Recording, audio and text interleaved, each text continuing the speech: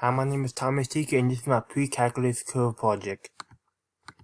For my first curve, I chose the Devil's Curve, which was done by Gabriel Camry, who was born on July 31st, 1704, and died on January 1st, 1748. He was the son of Jean Isaac Cranmer, who was a medical doctor in Gentville, while his mother was Annie Mallet. Jean and Annie had 3 sons who all went on to academic success. While he worked on analysis, but he's best known for his formula and for solving simulation.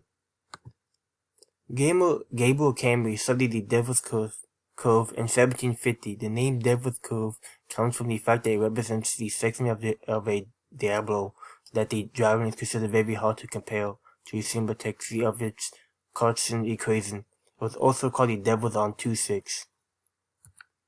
As you can see right here, you can see the two Devil's Curve equation. And for my second curve, I chose the asteroid. The asteroid was done by Johnny Bouvlet, which was born on July 27, 1667, in Base, Switzerland, and died on January 4, 1752. He was the 10th child of Nicholas and Margaritina.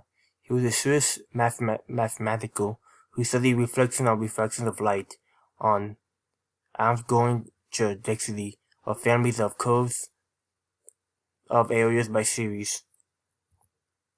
Johnny Bouvlet first talked about the asteroid in 1691 to 1692, but it wasn't called the asteroid until 1836. It had multiple different names in the literature, being cubocycloid and the paracycle.